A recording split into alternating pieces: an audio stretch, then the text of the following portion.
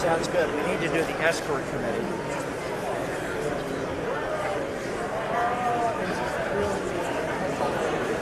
If it's Good, man. Let's go, man. You Good, all right? Yeah. You're gonna get the first fist bump of the president. Oh, really? Is that how it works? Probably cost me my primary. Right. Right. It's so much more than. Are we ready, guys? I don't know why they haven't done that so early. But I've gotten, so it's my fourth term. yeah. And I've had 3 primaries so far, 3 intense generals. Yeah. When's your primary? May. It's scheduled for May. Okay. Yeah. Whatever, I don't know. I got 1 or 2 left to me anyway, and I'm done anyway, so on my own accord. Good.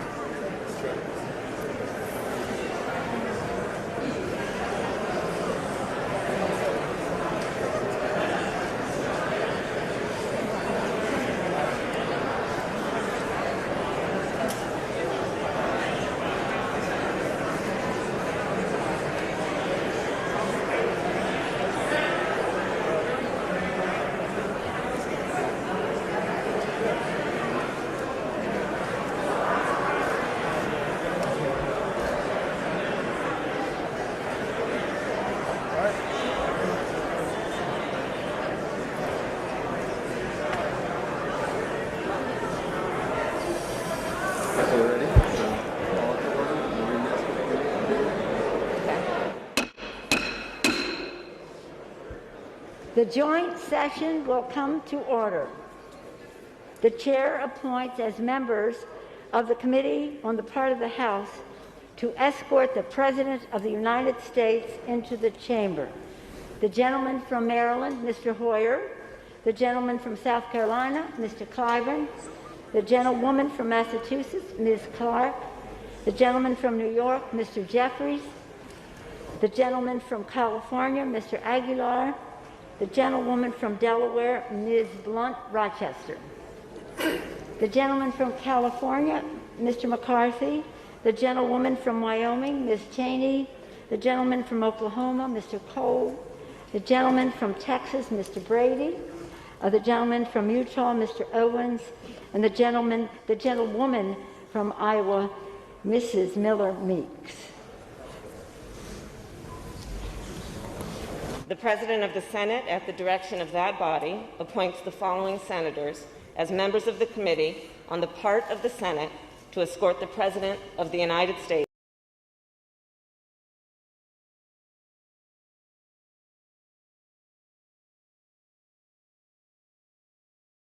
Mr. Durbin, the Senator from Michigan, Ms. Stabenow, the Senator from Vermont, Mr. Sanders, the Senator from Minnesota, Ms. Klobuchar, the Senator from Kentucky, Mr. McConnell, the Senator from South Dakota, Mr. Thune, the Senator from Wyoming, Mr. Barrasso, the Senator from Iowa, Ms. Ernst, the Senator from Missouri, Mr. Blunt, the Senator from Florida, Mr. Scott.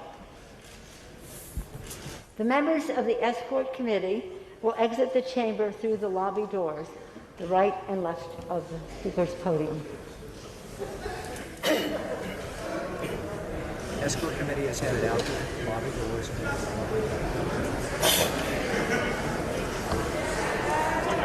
Everybody, please bear in mind, you cannot stir.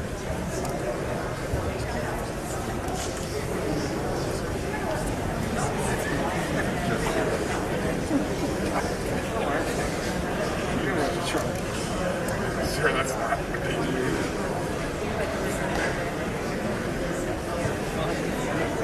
So this is an Arby's. Paul, how are you?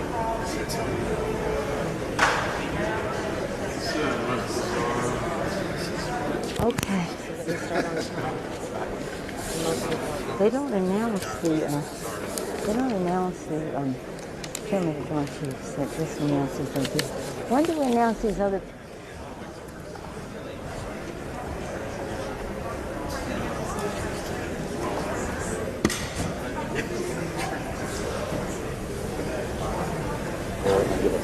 Is there?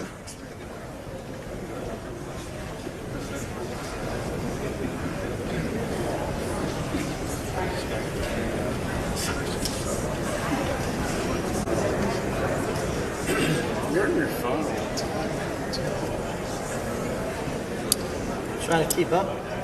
I know, you're always targeted. I think 10 minutes starts. Right? Just talking to McConnell. How's Linda doing? I had a good talk with McConnell. I said, you know, Where I is said, you know what? I said, your speech on certification was the best. Yeah, but it's costing him a hell of a lot of grief. Well, but he's right. He's right, totally right. 100%.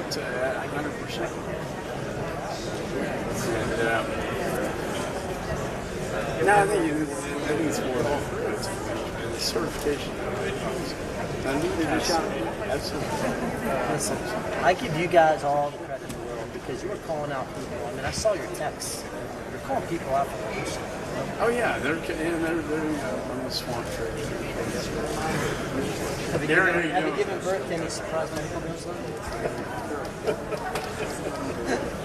Best TV ad. You got to see his ad, man. It was the best ad. What is it? Yeah, We did that already. We did. you did it on your own. That wasn't my film. No. We brought some guys in to film it, but the whole thing, like, we came up with the idea, we got the people, we got the facility. I'm serious. We did.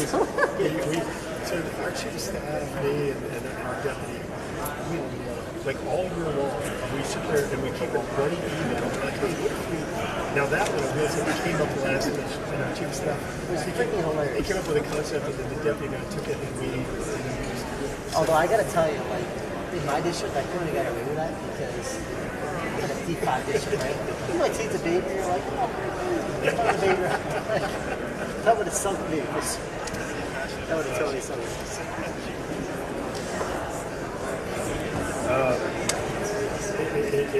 It went over. It went over pretty well. It did. And we do commercials like that. I did this one where I literally was standing in the interstate.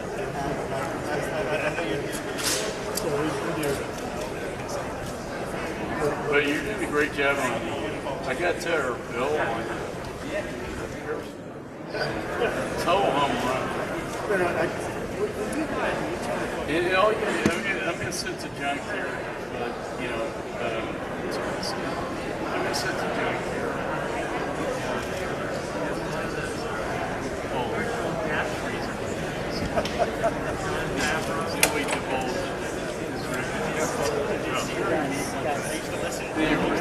Okay, now.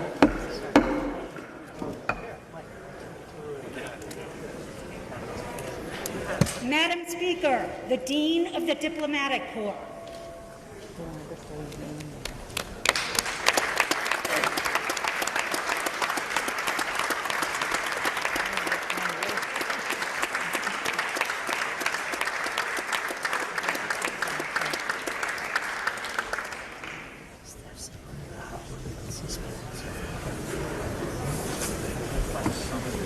Yeah, that's yeah. So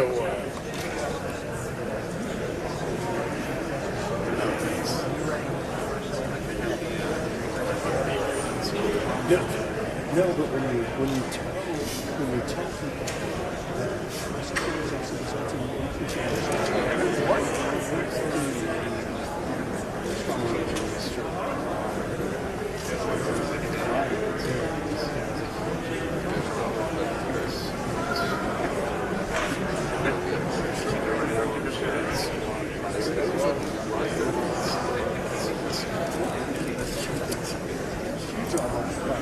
we get to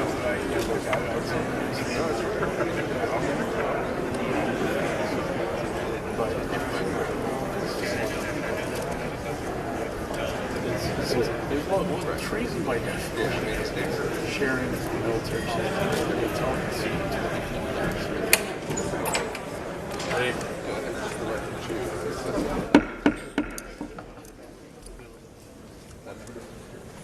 This is the deputy. Madam Speaker, the Chief Justice of the Supreme Court.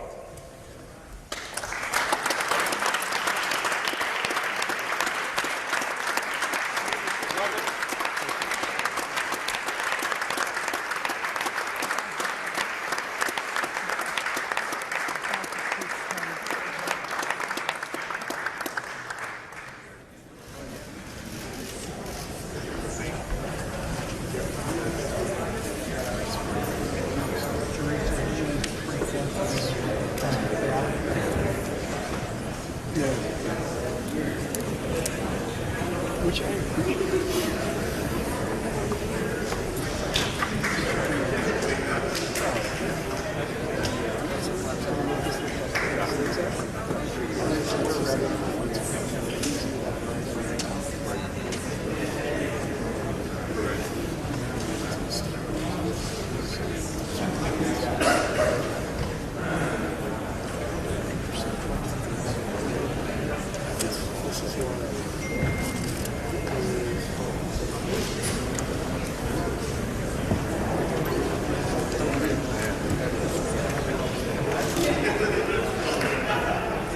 my difference.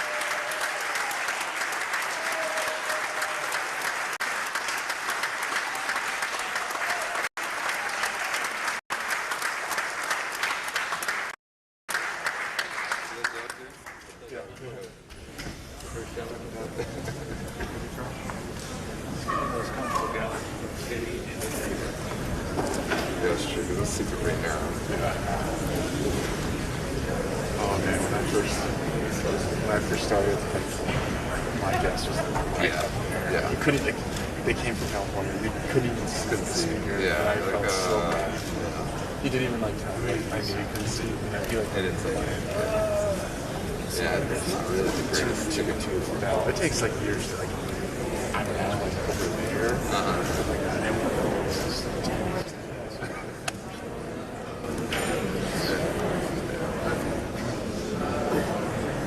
And I didn't realize that we even did that by saying I guess because my guess was up there last time. In the corner. Say that you guess had a terrible view last time. Yeah.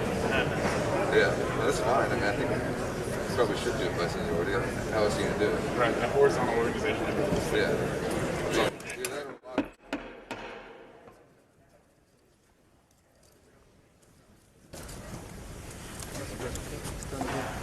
Madam Speaker, representatives of the President's Cabinet.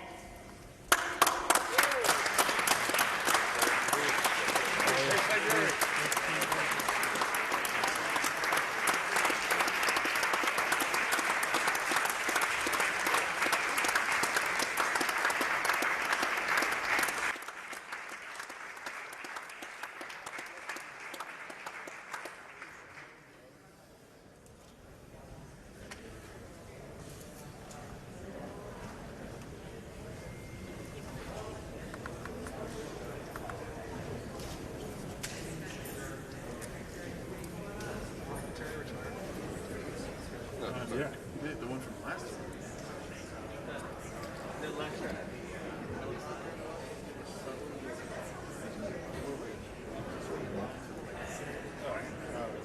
Where was it? Where's I don't know what to do.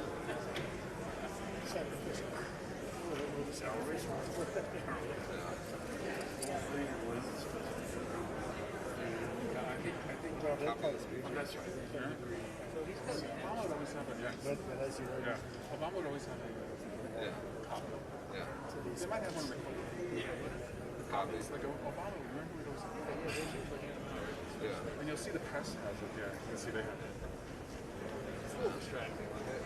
Well, I wanted to see if it could be signed. Yeah, that's what Obama would do.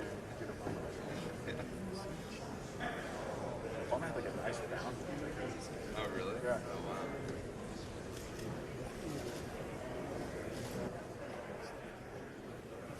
I know. It doesn't matter change rules.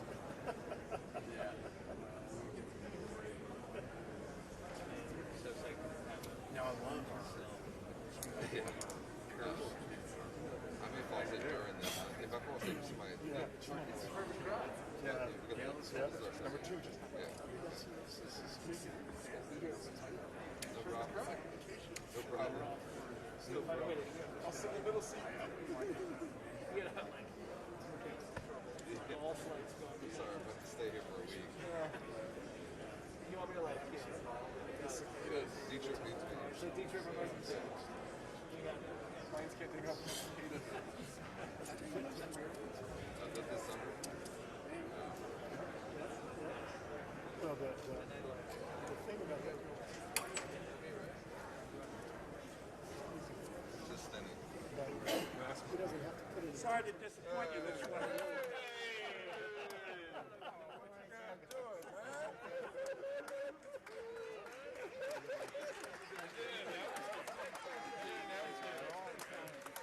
Thank you guys. Appreciate it.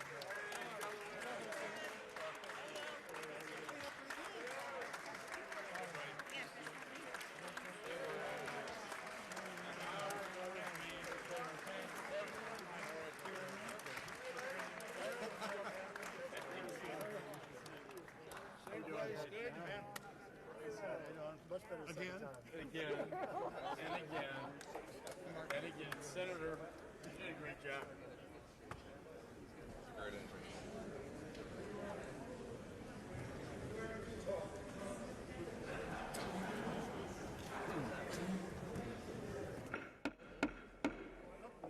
Senator Leahy must come down. Back up just one. Still got a few more here. Hey, Senator.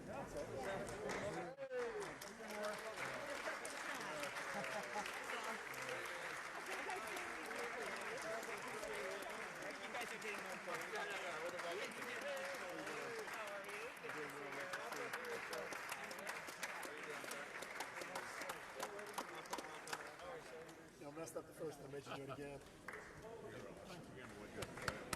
Yeah, I'm on there.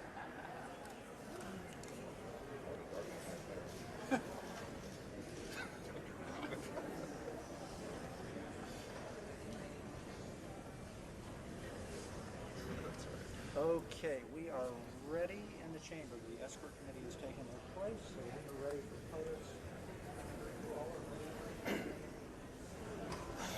You gonna do it live?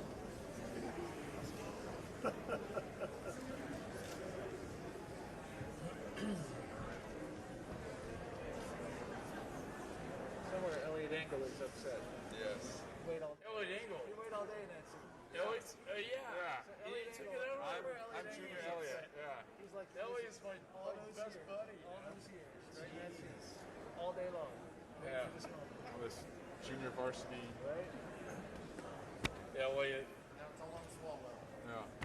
Make Elliot proud. Swallow from Make him proud. Make a proud. If you cared, you'd grow the mustache. You cared. Elliot was a great man. Yeah. I love him. Big guy to work. Who beat Elliot? Jamal. Bowman. Yeah, Jamal Bowman. Yeah, Elliot. 32 years? Elliot was in for a long time. And he kind of shuffled around. He and Logan got elected the same year. Yeah, and his staff, he always said, my staff's driving me crazy. I'm certain That's he exactly. shuffled around. I'm like, Elliot, man. You look a shot of caffeine. You just shot of caffeine. You're like 17 years old. You never drove tired. Oh, you always should have blinked. You always should have. That was just you, Pete. That was just you, Pete. Breakfast eater.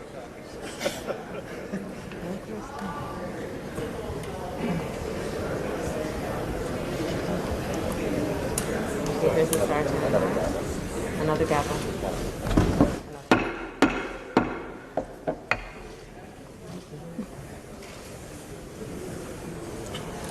Madam Speaker, the President of the United States.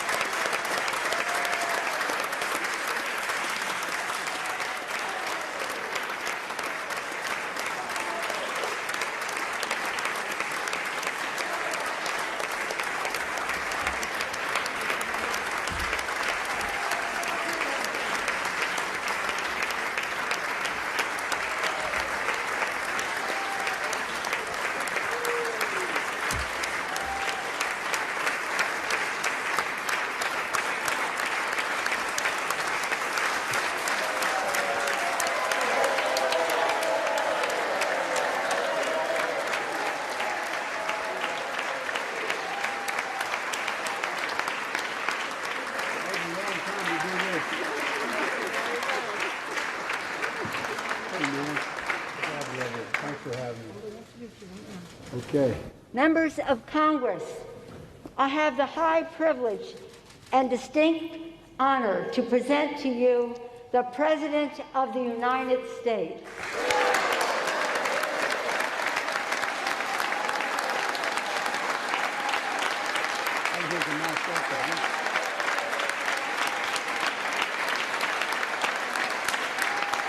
Thank you. Thank you, thank you, thank you. Good to be back.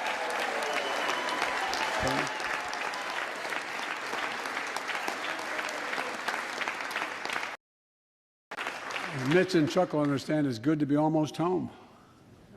Down the hall. Anyway, thank you all. Madam Speaker, Madam Vice President.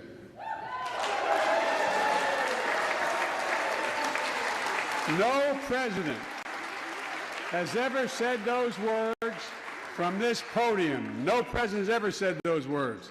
And it's about time.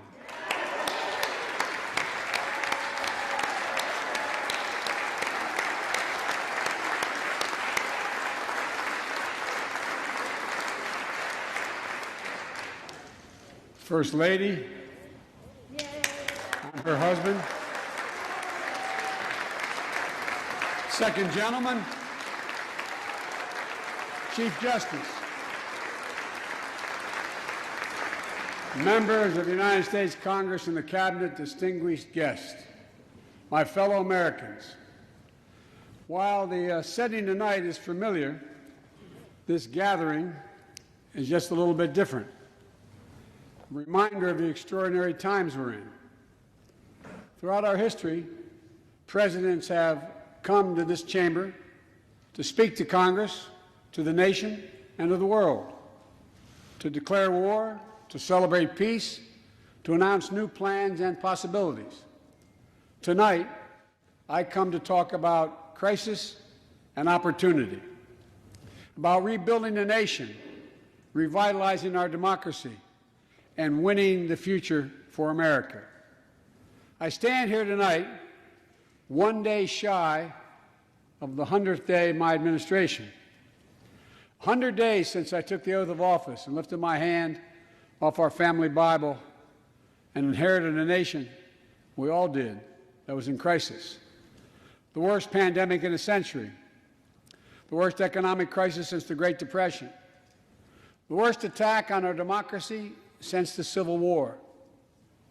Now, after just 100 days, I can report to the nation, America is on the move again.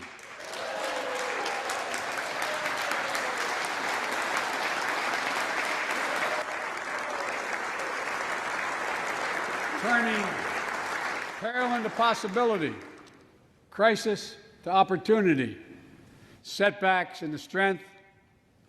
We all know life can knock us down, but in America, we never, ever, ever stay down. Americans always get up. Today, that's what we're doing. America's rising anew, choosing hope over fear, truth over lies, and light over darkness. After 100 days of rescue and renewal, America is ready for a takeoff, in my view.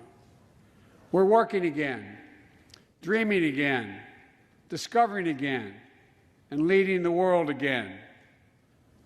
We have shown each other and the world that there's no quit in America, none. 100 days ago, America's house was on fire. We had to act. And thanks to the extraordinary leadership of Speaker Pelosi, Majority Leader Schumer, and the overwhelming support of the American people, Democrats, Independents, and Republicans, we did act. Together, we passed the American Rescue Plan, one of the most consequential rescue packages in American history. We're already seeing the results.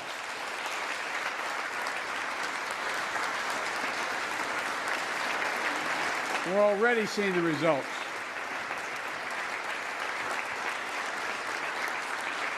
After I promised we'd get 100 million COVID-19 vaccine shots into people's arms in 100 days, we will have provided over 220 million COVID shots in those 100 days.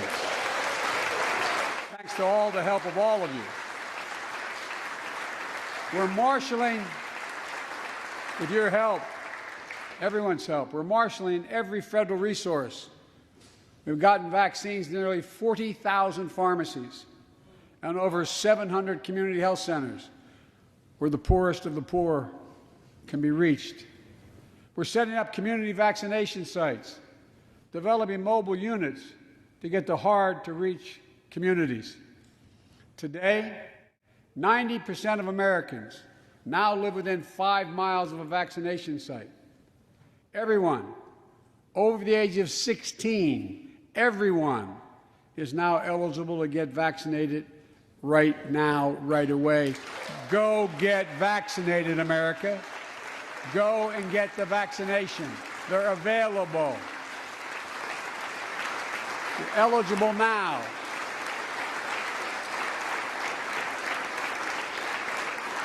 When I was sworn in on January 20th, less than 1% of the seniors in America were fully vaccinated against COVID-19. 100 days later, 70% of seniors in America over 65 are protected, fully protected. Senior deaths from COVID-19 are down 80% since January, down 80% because of all of you. And more than half of all the adults in America have gotten at least one shot. A mass vaccination center in Glendale, Arizona, I asked the nurse, I said, "What's it like?" She looked at me and she said, "It's like every shot is giving a dose of hope," was her phrase, a dose of hope. A dose of hope for an educator in Florida who has a child suffering from an autoimmune disease. Wrote to me, said she's worried, and she was worried about bringing the virus home. She said she then got vaccinated at a large site in her car. She said she sat in her car when she got vaccinated and just cried. Cried out of joy and cried out of relief. Parents, seeing the smiles on their kids' faces for those who are able to go back to school because the teachers and school bus drivers and cafeteria workers have been vaccinated. Grandparents, hugging their children and grandchildren instead of pressing hands against the window to say goodbye. It means everything. Those things mean everything. You know, there's still, you all know it, you know it better than any group of Americans, there's still more work to do to beat this virus. We can't let our guard down. But tonight, I can say, because of you, the American people, our progress these past 100 days against one of the worst pandemics in history has been one of the greatest logistical achievements this country's ever seen. What else have we done in those first 100 days?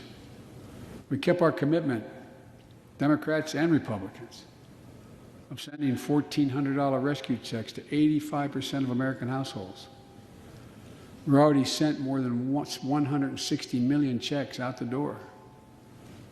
It's making a difference. You all know it when you go home. For many people, it's making all the difference in the world. A single mom in Texas who wrote me, she said she couldn't work, but she said the relief check put food on the table and saved her and her son from eviction from their apartment. A grandmother in Virginia who told me she immediately took her granddaughter to the eye doctor, something she said she put off for months because she didn't have the money. One of the defining images, at least from my perspective in this crisis, has been cars lined up for miles. And not people just barely able to start those cars, nice cars, lined up for miles, waiting for a box of food to be put in their trunk. I don't know about you, but I didn't ever think I'd see that in America.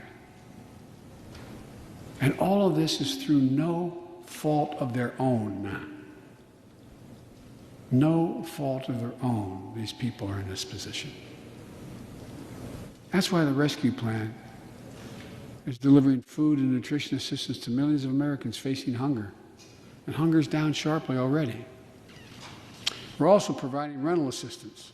You all know this, but the American people, I want to make sure they understand. Keeping people from being evicted from their homes. Providing loans to small businesses that reopen and keep their employees on the job. During these 100 days, an additional 800,000 Americans enrolled in the Affordable Care Act when I established a special sign-up period to do that. 800,000 in that period. We're making one of the largest one-time ever investments, ever, in improving health care for veterans. Critical investments to address the opioid crisis. And maybe most importantly, thanks to the American Rescue Plan, we're on track to cut child poverty in America in half this year.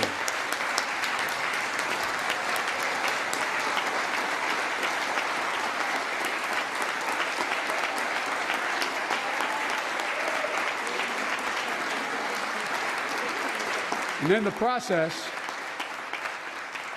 while this was all going on, the economy created more than 1,300,000 new jobs in 100 days.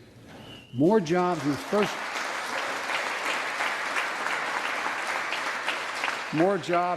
100 days than any president on record.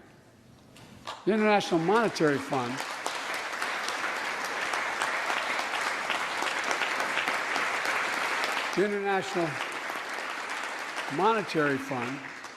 is now estimating our economy will grow at a rate of more than 6% this year. That will be the fastest pace of economic growth in this country in nearly 4 decades. America's moving forward, but we can't stop now.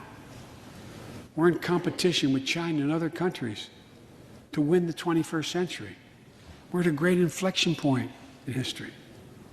We have to do more than just build back better. We have to build back better. We have to compete more strenuously than we have.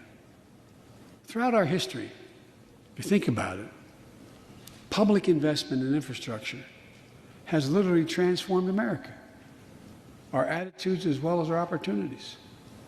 The Transcontinental Railroad, the interstate highways, united 2 oceans and brought a totally new age of progress to the United States of America. Universal public schools and college aid opened wide the doors of opportunity. Scientific breakthroughs took us to the moon. Now we're on Mars, discovering vaccines, gave us the internet, and so much more. These are investments we made together as one country, and investments that only the government was in a position to make. Time and again, they propel us into the future. That's why I proposed the American Jobs Plan, a once-in-a-generation investment in America itself. This is the largest jobs plan since World War II. It creates jobs to upgrade our transportation infrastructure, jobs modernizing our roads, bridges, highways, jobs building ports and airports, rail corridors, transit lines. It's clean water. And today, up to 10 million homes in America and more than 400,000 schools and child care centers have pipes with lead in them, including drinking water. A clear and present danger to our children's health. American Jobs Plan creates jobs replacing 100% of the nation's lead pipes and service lines, so every American can drink clean water.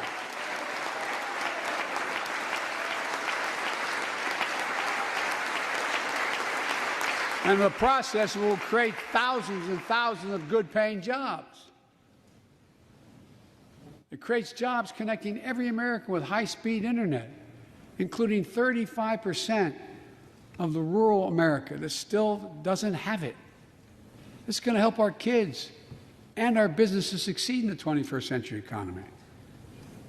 And I'm asking the Vice President to lead this effort, if she would, because I know it will get done. creates jobs building a modern power grid. Our grids are vulnerable to storms, hacks, catastrophic failures with tragic results, as we saw in Texas and elsewhere during the winter storms. The American Jobs Plan will create jobs that lay thousands of miles of transmission lines needed to build a resilient and fully clean grid. We can do that. Look,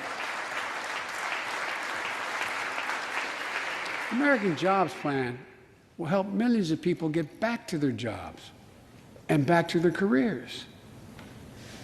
2 million women have dropped out of the workforce during this pandemic. 2 million. And too often because they couldn't get the care they needed to care for their child or care for an elderly parent who needs help. 800,000 families are on the Medicare waiting list right now to get home care for their aging parent or loved one with disability. If you think it's not important, check out in your own district, Democrat or Republican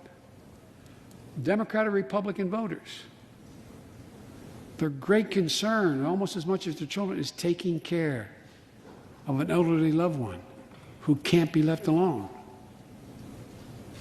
Medicaid contemplated it, but this plan is going to help those families and create jobs for our caregivers with better wages and better benefits, continuing a cycle of growth.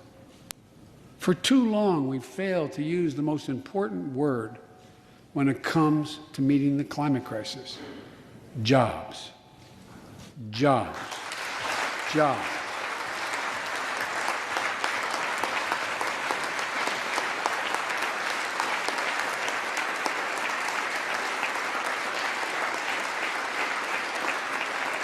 For me, when I think climate change, I think jobs. The American Jobs Plan will put engineers and construction workers to work building more energy-efficient buildings and homes.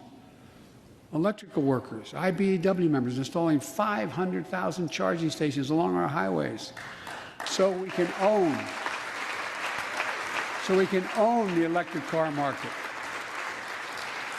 Farmers planting cover crops so they can reduce the carbon dioxide in the air and get paid for doing it. Look, think about it. There is simply no reason why the blades for wind turbines can't be built in Pittsburgh instead of Beijing. No reason. None. No reason.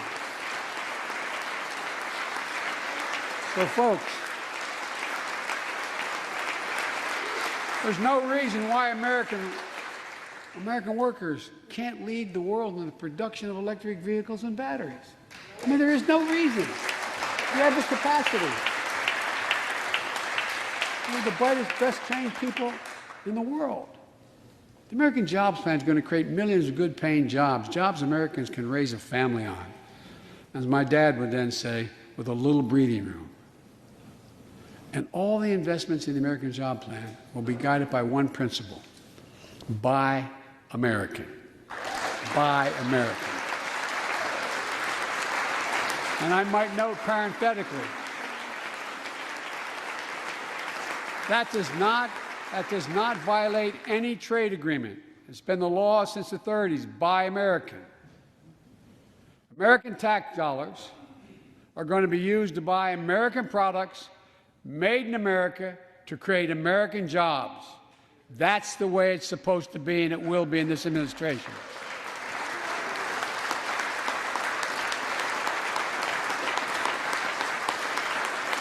And I made it clear to all my cabinet people, their ability to give exemptions has been strenuously limited.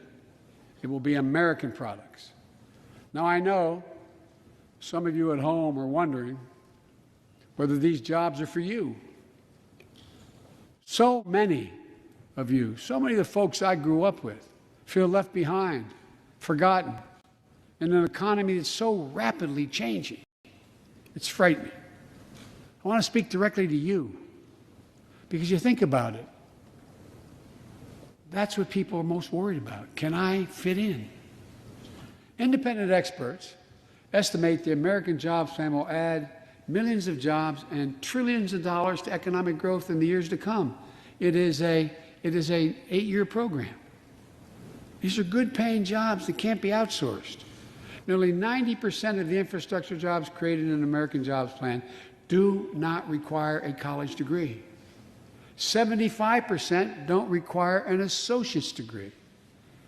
The American Jobs Plan is a blue-collar blueprint to build America. That's what it is.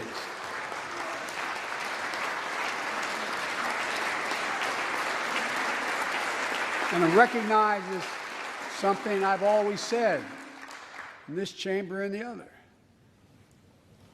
Good guys and women on Wall Street, but Wall Street didn't build this country. The middle class built the country, and unions built the middle class. So that's why I'm calling on Congress to pass Protect the Right to Organize Act, the PRO Act, and send it to my desk so we can support the right to unionize. And by the way, while you're thinking about sending things to my desk, let's raise the minimum wage to $15. No one working 40 hours a week, no one working 40 hours a week should live below the poverty line. We need to ensure greater equity and opportunity for women. And while we're doing this, let's get the Paycheck Fairness Act to my desk as well, equal pay. It's been much too long. And if you wonder whether it's too long, look behind me. And finally, the American Jobs Plan will be the biggest increase in non-defense research and development on record. We'll see more technological change, and some of you know more about this than I do. We'll see more technological change in the next 10 years than we saw in the last 50. That's how rapidly artificial intelligence and so much more is changing. And we're falling behind the competition with the rest of the world. Decades ago, we used to invest 2% of our gross domestic product in America, 2% of our gross domestic product in research and development. Today, Mr. Secretary, that's less than 1%. China and other countries are closing in fast. We have to develop and dominate the products and technologies of the future. Advanced batteries, biotechnology, computer chips, clean energy. The Secretary of Defense can tell you, and those of you who work on national security issues know, the Defense Department has an agency called DARPA, the Defense Advanced Research Project Agency. The people who set up before I came here, and that's been a long time ago, to develop breakthroughs that enhance our national security. That's their only job. And it's a semi-separate agency. It's under the Defense Department. It's led to everything from the discovery of the internet to GPS and so much more that's enhanced our security. The National Institute of Health, the NIH, I believe, should create a similar advanced research projects agency for health. And here's what it would do. It would have a singular purpose: to develop breakthroughs to prevent, detect, and treat diseases like Alzheimer's, diabetes, and cancer. I'll still never forget when we passed the cancer proposal in the last year as vice president. Almost $9 million going to NIH. And if you excuse the point of personal privilege, I'll never forget you standing, Mitch, and saying, "Name it after my deceased son." It meant a lot.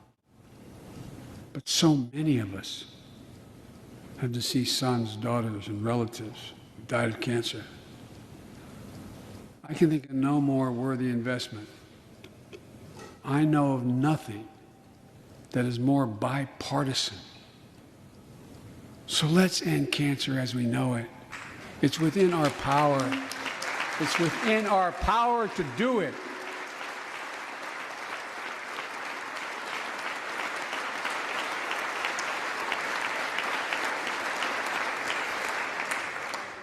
Investments in jobs and infrastructure like the ones we're talking about have often had bipartisan support in the past.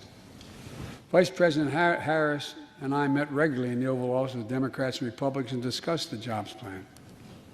And I applaud a group of Republican senators who just put forward their own proposal. So let's get to work. I wanted to lay out before the Congress my plan before we got into the deep discussions. I'd like to meet with those who have ideas that are different, they think are better. I welcome those ideas. But the rest of the world is not waiting for us. I just want to be clear. From my perspective, doing nothing is not an option.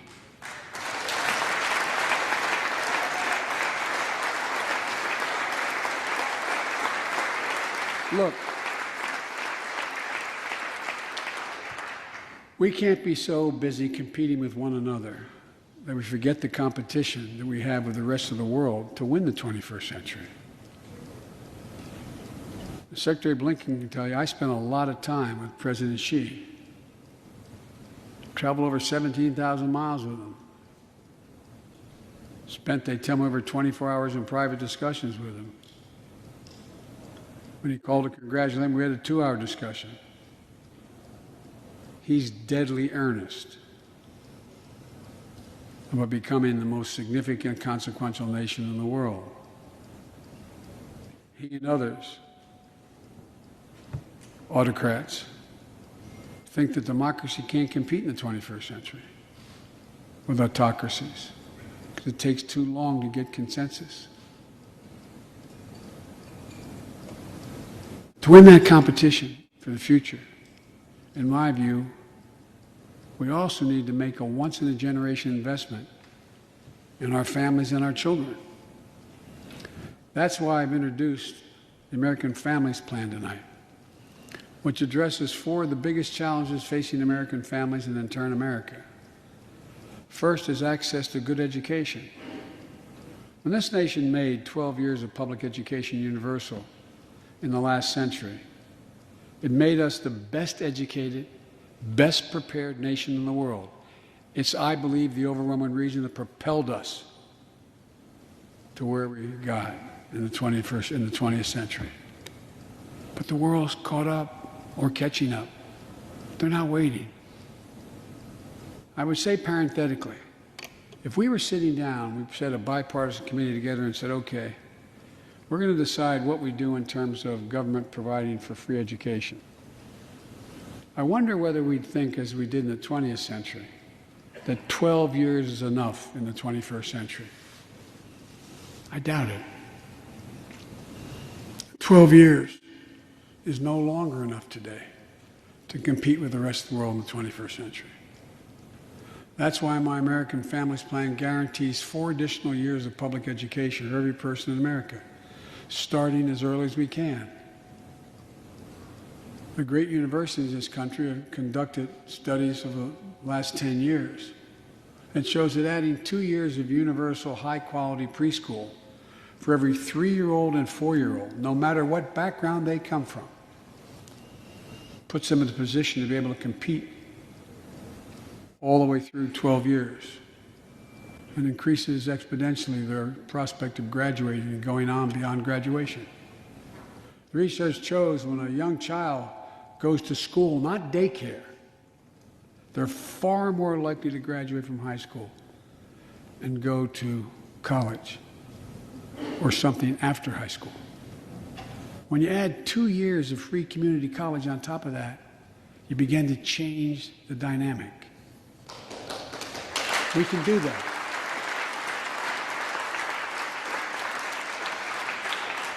And we'll increase Pell Grants and invest in historical black colleges and universities, tribal colleges, minority-serving institutions. The reason is they don't have the endowments. But their students are just as capable of learning about cybersecurity, just as capable of learning about metallurgy, all the things that are going on that provide those jobs of the future.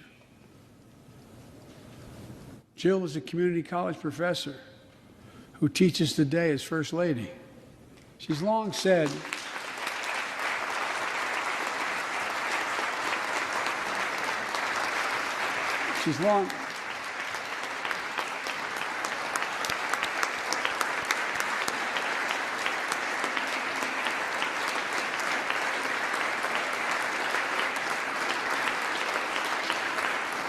if I've heard it once, I've heard it 1,000 times. Joe, any country that out-educates us is going to outcompete us. She'll be deeply involved in leading this effort. Thank you, Jill. Second thing we need, American Families Plan will provide access to quality, affordable child care. We guarantee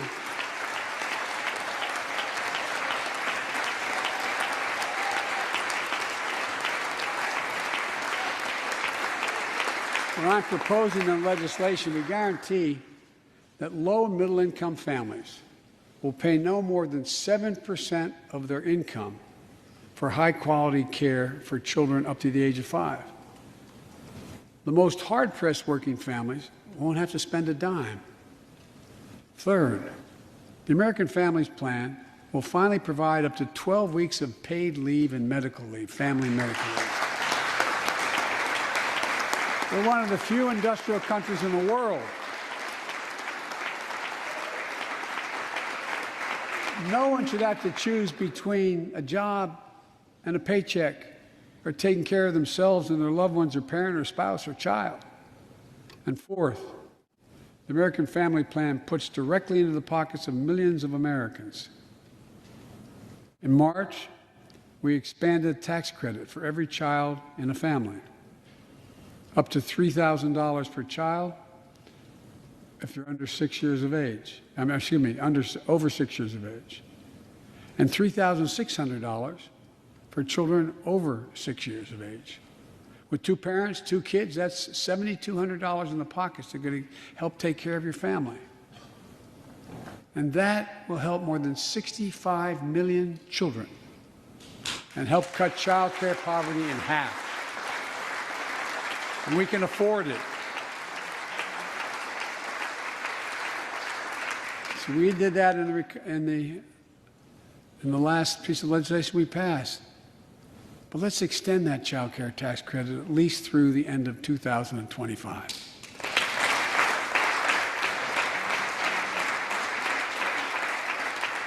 The American Rescue Plan lowered health care premiums for 9 million Americans who buy their coverage under the Affordable Care Act. I know that's really popular this side of the aisle. But let's make that provision permanent so their premiums don't go back up.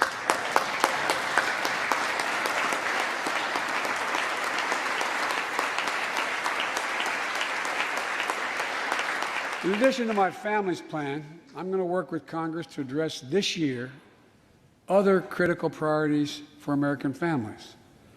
The Affordable Care Act has been a lifeline for millions of Americans, protecting people with pre-existing conditions, protecting women's health, and the pandemic has demonstrated how badly it's needed. Let's lower deductibles for working families on the Affordable Care Act. And let's lower prescription drug costs. We know how to do this.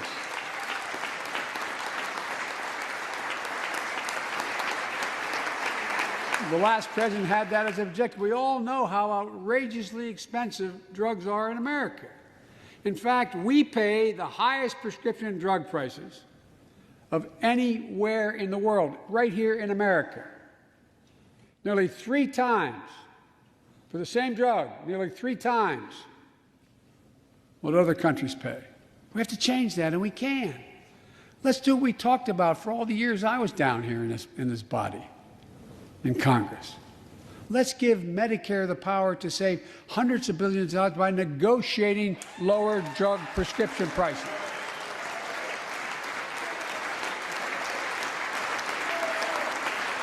And by the way, It won't just help people on Medicare.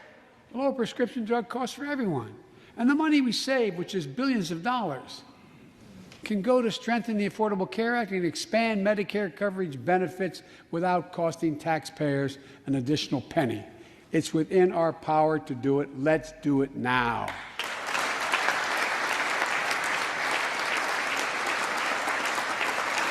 We've talked about it long enough, Democrats and Republicans. Let's get it done this year. This is all about a simple premise. Health care should be a right, not a privilege in America.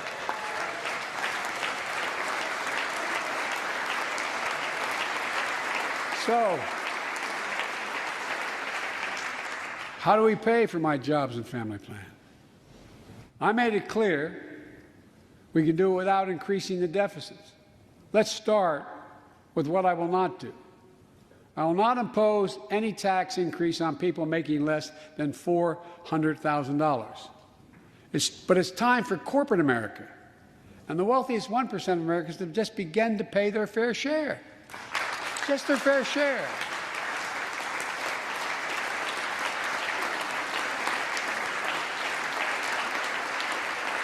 Sometimes I have arguments with my friends in the Democratic Party. I think you should be able to become a billionaire and a millionaire, but pay your fair share. A recent study shows that 55 of the nation's biggest corporations paid zero federal tax last year. Those 55 corporations made in excess of $40 billion in profit. A lot of companies also evade taxes through tax havens in Switzerland and Bermuda and the Cayman Islands. And they benefit from tax loopholes and deductions for offshoring jobs and shifting profits overseas. It's not right. We're going to reform corporate taxes so they pay their fair share and help pay for the public investments their businesses will benefit from as well.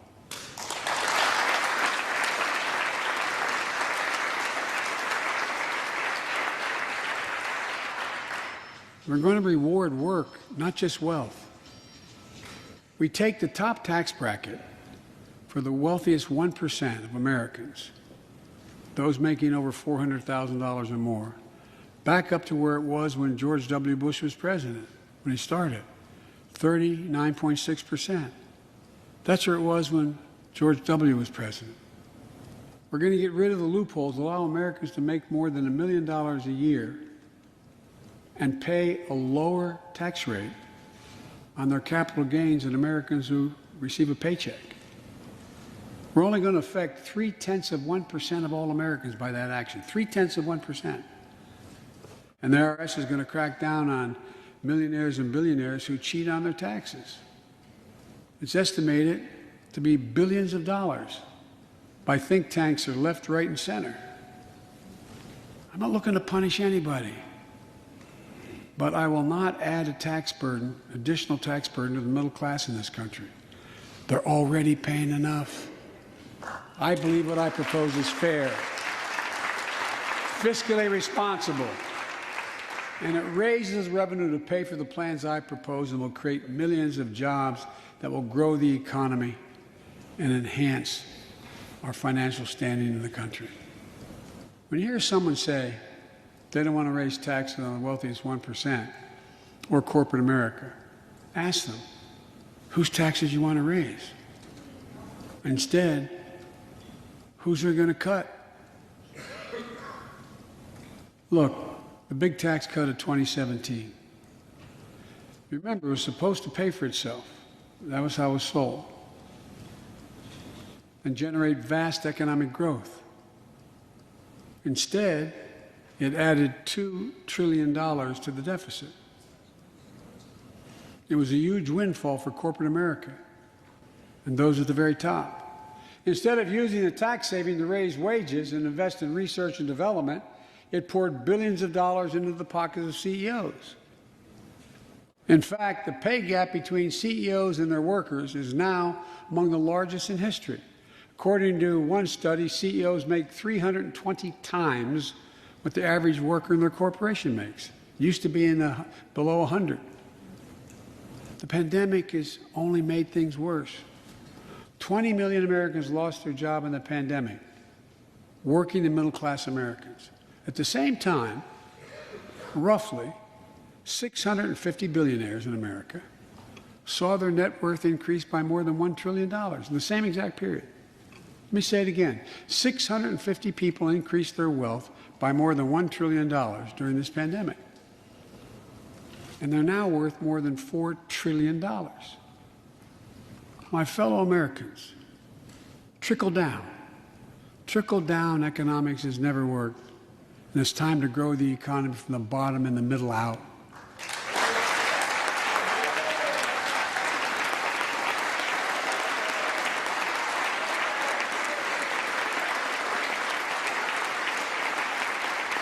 You know, there's a broad consensus of economists left, right, and center, and they agree what I'm proposing will help create millions of jobs and generate historic economic growth. These are among the highest values investments we can make as a nation. I've often said our greatest strength is the power of our example, not just the example of our power. In my conversations with world leaders, and I've spoken to over 38, 40 of them now, I've made it known that America's back. And you know what they say? The comment I hear most of all from them is they say, we see America's back, but for how long? But for how long? My fellow Americans, we have to show not just that we're back, but that we're back to stay, and that we aren't going to go it alone. We're going to do it by leading with our allies. No one nation can deal with all the crises of our time, from terrorism to nuclear proliferation, mass migration, cybersecurity, climate change, as well as what we're experiencing now, the pandemics. There's no wall high enough to keep any virus out. And our own vaccine supply, as it grows to meet our needs, and we're meeting them, will become an arsenal for vaccines for other countries, just as America is an arsenal for democracy for the world, and in consequence influence the world. But every American will have access before that occurs. Every American will have access to be fully covered by COVID-19 from the vaccines we have. Look, the climate crisis is not our fight alone, it's a global fight. The United States accounts, as all of you know, less than 15% of carbon emissions. The rest of the world accounts for 85%. That's why I kept my commitment to rejoin the Paris Accord, because if we do everything perfectly, it's not going to ultimately matter. I kept my commitment to convene a climate summit right here in America with all the major economies of the world: China, Russia, India, European Union. And I said I'd do it in my first 100 days. I want to be very blunt about it. My attempt was to make sure that the world could see there was a consensus, that we are at an inflection point in history. The consensus is if we act to save the planet, we can create millions of jobs and economic growth and opportunity to raise the standard of living of almost everyone around the world. If you watched any of it and you were all busy, I'm sure you didn't have much time. That's what virtually every nation said, even the ones that aren't doing their fair share. The investments I propose tonight also advance the foreign policy, in my view, that benefits the middle class. That means making sure every nation plays by the same rules in the global economy, including China. In my discussion with President Xi, I told him, we welcome the competition. We're not looking for conflict. But I made absolutely clear that we will defend America's interest across the board. America will stand up to unfair trade practices that undercut American workers and American industries, like subsidies from state to state-owned operations and enterprises, and the theft of American technology and intellectual property. I also told President Xi that we'll maintain a strong military presence in the Indo-Pacific, just as we do for NATO and Europe, not to start a conflict, but to prevent one.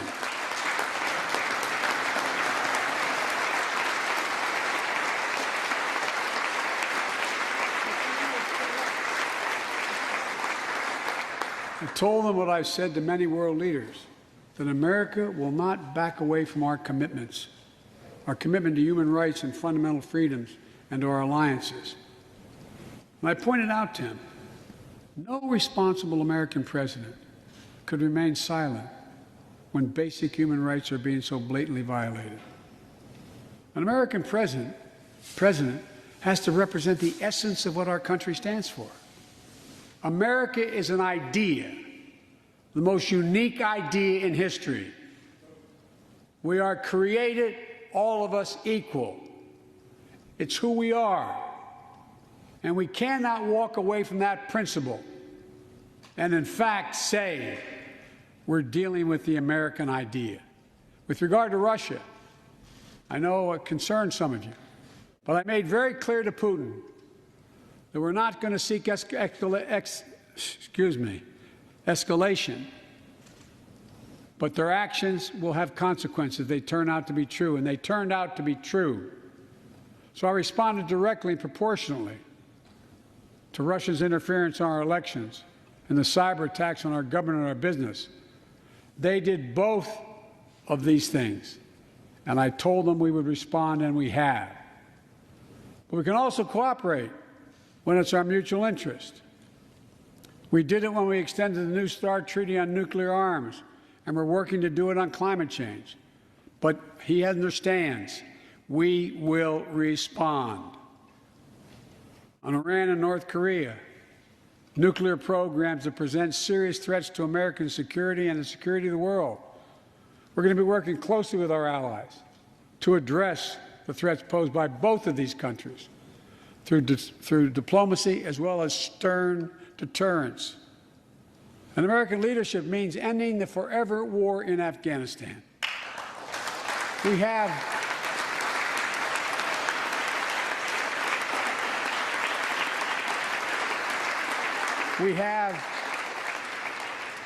without hyperbole, the greatest fighting force in the history of the world.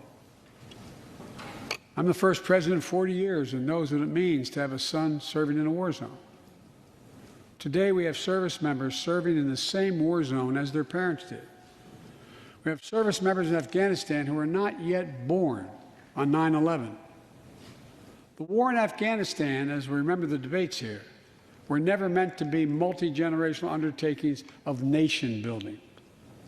We went to Afghanistan to get the terrorists who attacked us on 9/11.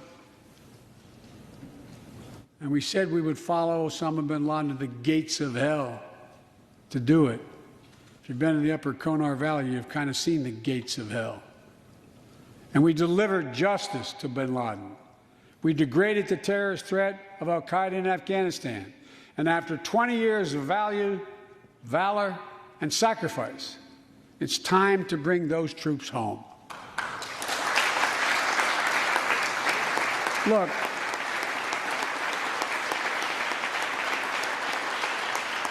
even as we do, we'll maintain over-the-horizon capacity to suppress future threats to the homeland. And make no mistake, in 20 years, terrorism has metastasized. The threat has evolved way beyond Afghanistan. Those of you in the intelligence committees, the foreign relations committee, defense committees, you know well, we have to remain vigilant against the threats to the United States wherever they come from. Al-Qaeda and ISIS are in Yemen, Syria, Somalia, other places in Africa, in the Middle East, and beyond. And we won't ignore what our intelligence agencies have determined to be the most lethal terrorist threat to the homeland today. White supremacy is terrorism.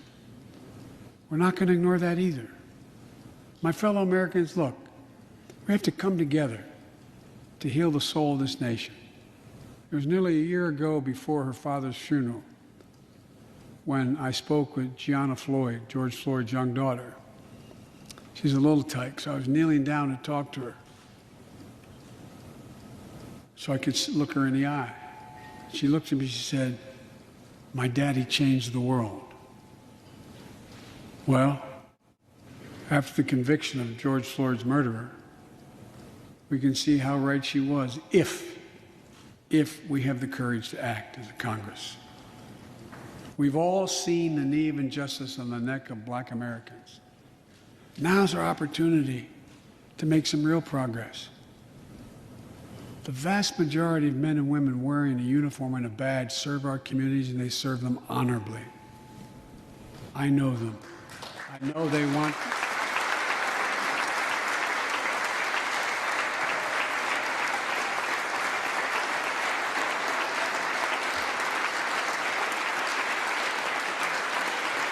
I know they want to help meet this moment as well. My fellow Americans, we have to come together to rebuild trust between law enforcement and the people they serve, to root out systemic racism in our criminal justice system, and to enact police reform in George Floyd's name that passed the House already. I know Republicans have their own ideas and are engaged in very productive discussions with Democrats in the Senate. We need to work together to find a consensus. But let's get it done next month, by the first anniversary of George Floyd's death.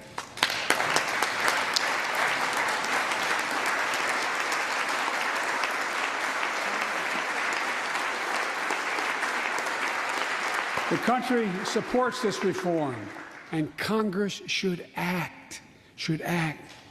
We have a giant opportunity to bend the arc of the moral universe toward justice, real justice.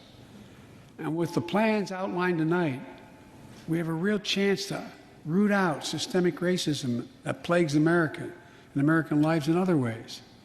A chance to deliver real equity, good jobs, good schools, affordable housing, clean air, clean water, being able to generate wealth and pass it down through generations because you have access to purchase a house.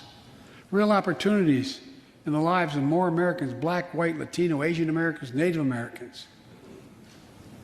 Look, I also want to thank the United States Senate for voting 94-1 to pass the COVID-19 Hate Crimes Act to protect Asian American and Pacific Islanders.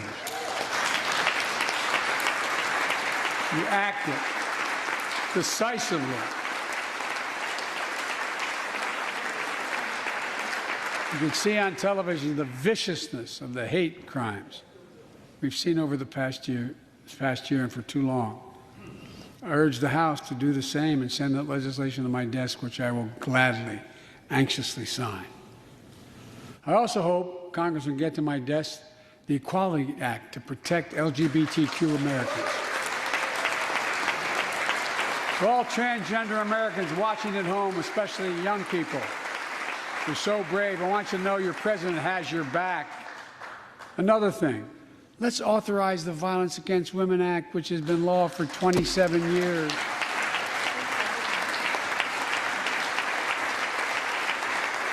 "27 years ago, I wrote it.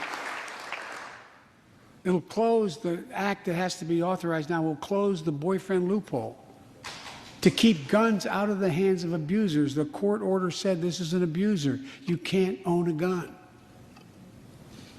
It's to close that loophole that existed.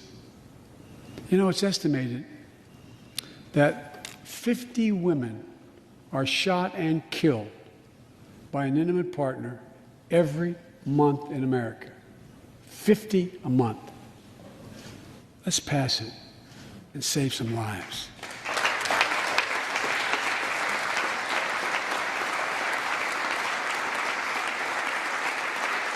And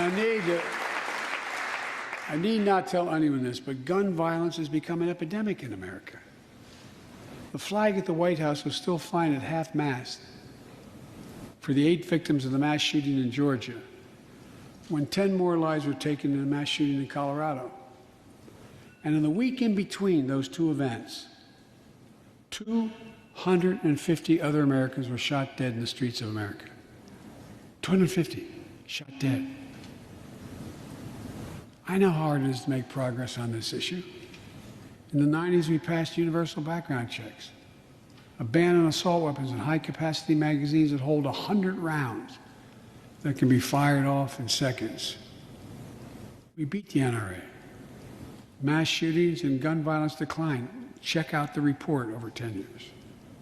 But in the early 2000s, the law expired. We've seen daily bloodshed since. I'm not saying if the law continued, we wouldn't see bloodshed. More than 2 weeks ago in the Rose Garden, surrounded by some of the bravest people I know, the survivors and families who lost loved ones to gun violence, I laid out several of the Department of Justice actions that are being taken to impact on this epidemic. One of them is banning so-called ghost guns.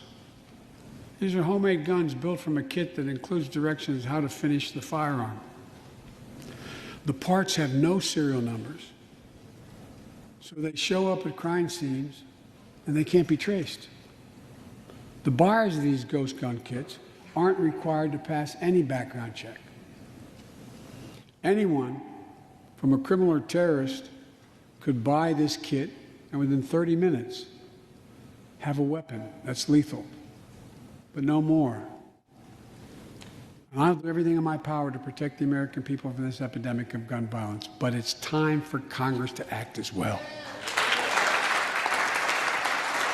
Look,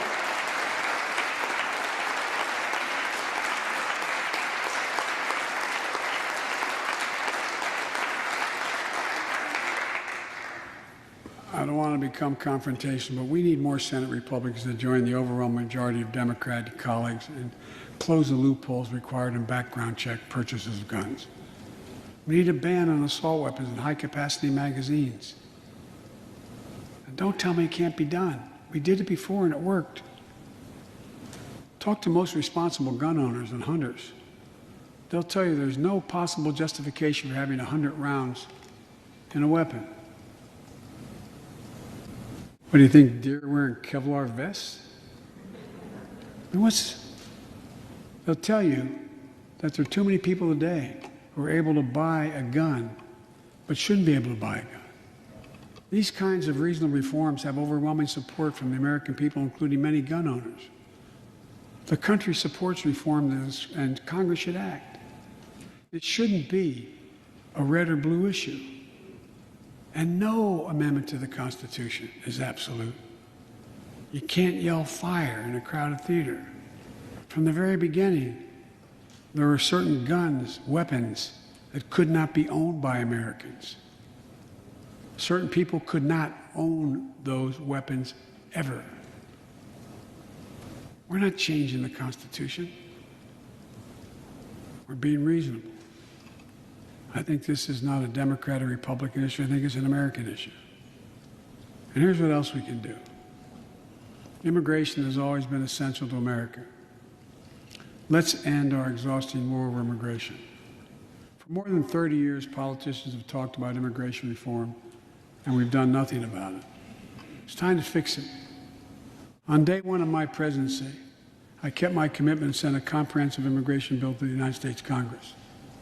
If you believe we need to secure the border, pass it because it has a lot of money for high-tech border security. If you believe in a pathway to citizenship, pass it. It's over 11 million undocumented folks, the vast majority of here overstaying visas. Pass it. We can actually, if you actually want to solve a problem, I've sent a bill to take a close look at it. We also have to get at the root problem of why people are fleeing, particularly to our southern border from Guatemala, Honduras, and El Salvador. The violence, the corruption, the gangs, the political instability, hunger, hurricanes, earthquakes, natural disasters. When I was president, when I was vice president, the president asked me to focus on providing help needed to address the root causes of migration. And it helped keep people in their own countries instead of being forced to leave. The plan was working, but the last administration decided it was not worth it. I'm restoring the program and asked Vice President Harris to lead our diplomatic effort to take care of this. I have absolute confidence she'll get the job done. Now look, if you don't like my plan, let's at least pass what we all agree on. Congress needs to pass legislation this year to finally secure protection. The young people have only known America as their home. And permanent protection for immigrants who are here on temporary protective status who came from countries beset by man-made and natural-made violence and disaster, as well as the pathway to citizenship for farm workers who put food. Look, immigrants have done so much for America during this pandemic and throughout our history. The country supports immigration reform. We should act. Let's argue over it. Let's debate it. But let's act. And if we truly want to restore the soul of America, we need to protect the sacred right to vote. Most people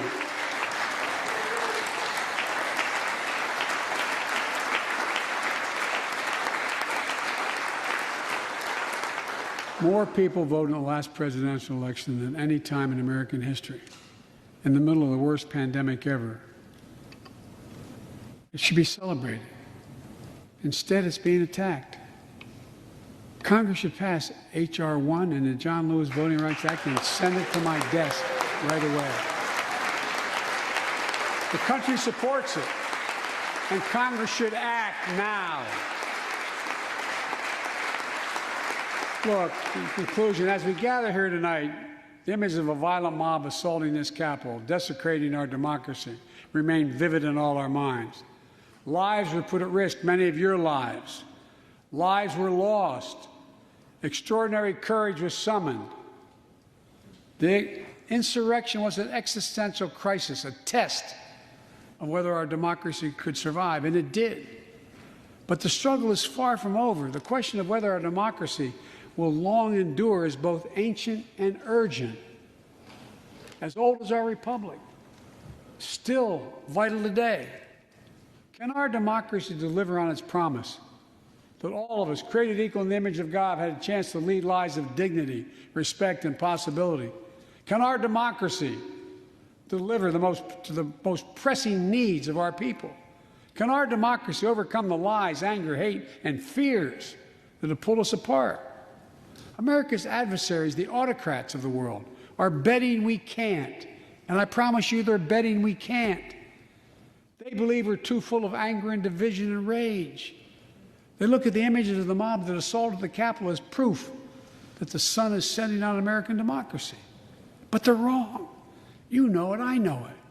But we have to prove them wrong. We have to prove democracy still works, that our government still works, and we can deliver for our people. In our first 100 days together, we've acted to restore people's faith in democracy to deliver. We're vaccinating the nation. We're creating hundreds of thousands of new jobs. We're delivering real results to people. They can see it, feel it in their own lives.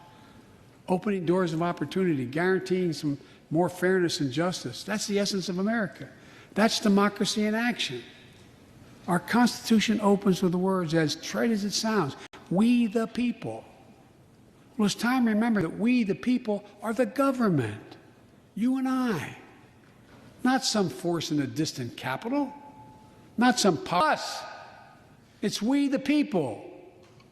In another era, when our democracy was tested, Franklin Roosevelt reminded us, in America, we do our part. We all do our part. That's all I'm asking. That we do our part, all of us. And if we do that, we will meet the center challenge of the age by proving that democracy is durable and strong. Autocrats will not win the future. We will. America will. And the future belongs to America. As I stand here tonight before you in a new and vital hour of life and democracy of our nation, and I can say with absolute confidence, I have never been more confident or optimistic about America. Not because I'm president, because of what's happening with the American people. We've stared into the abyss of insurrection and autocracy, pandemic and pain, and we, the people, did not flinch. At the very moment our adversaries were certain we'd pull apart and fail, we came together, we united. With light and hope, we summoned a new strength new resolve to position us to win the competition of the 21st century. On our way to a union more perfect, more prosperous, and more just, as one people, one nation, and one America. Folks, as I told every world leader I've ever met with over the years, it's never, ever, ever been a good bet to bet against America, and it still isn't. We're the United States of America. There is not a single thing, nothing beyond our capacity. We can do whatever we set our minds to if we do it together. So let's begin to get together. God bless you all, and may God protect our troops. Thank you for your patience.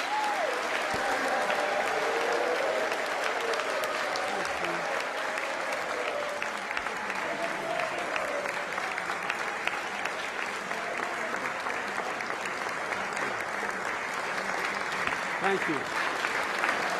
Thank you.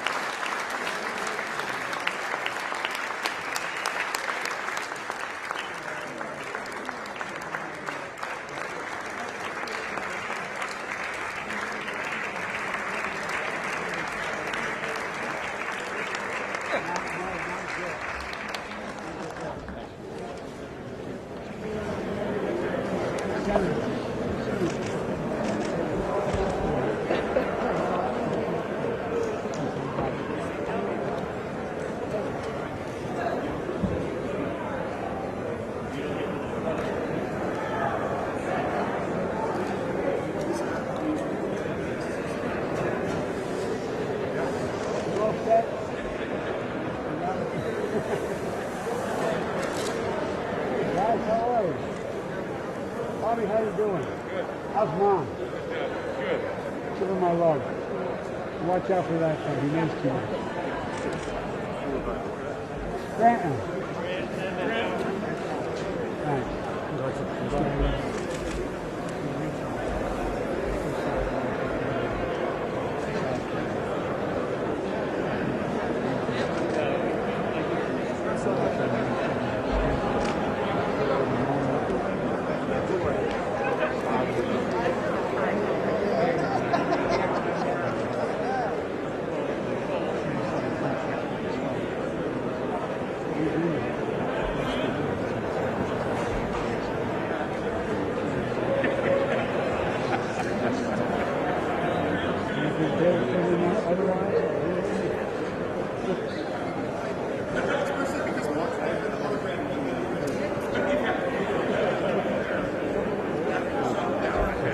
By the way, he's also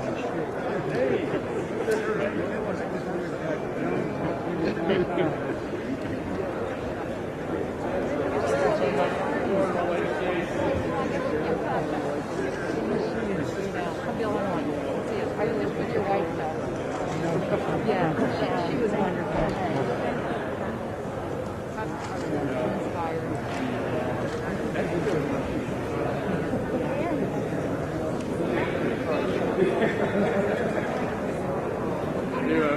I'm great.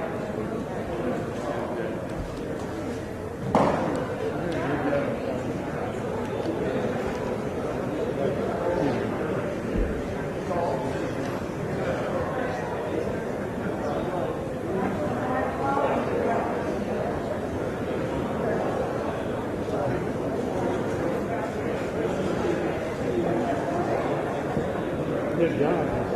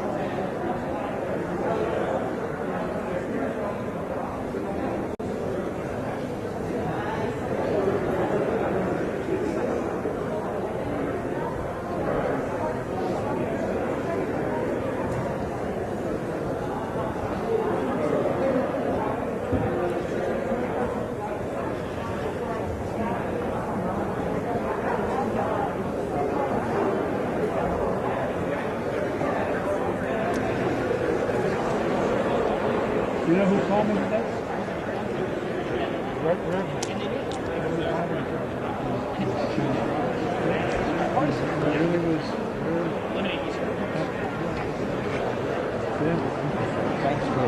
Hey, Mr. President, I'm a sheriff from Texas, the most diverse county in the entire country, Clifton County. I want to help with the criminal justice review. I want to be part of it.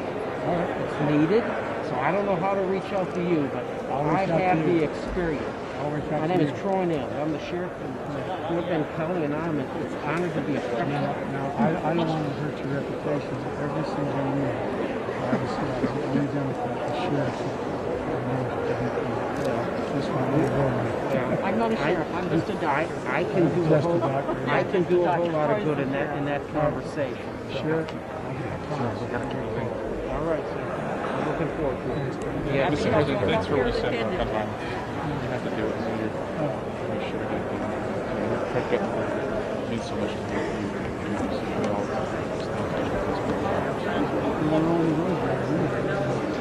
By the way, Jim, I don't like that. I don't like guys that look this good. Good to see you. Got to get it calibrated. By the way, if you got guns as big as mine, I thought I was a pretty good actor. You were sitting next to each other. Good seat. By the way, Stick with them. Okay, we had our son a month ago. I know. Thank you so much for that. Nothing like it. Thanks.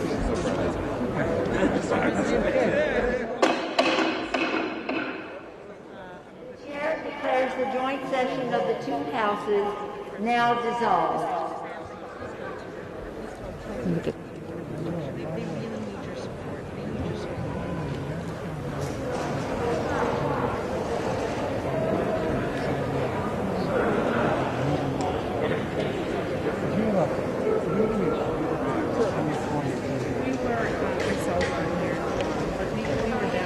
I know.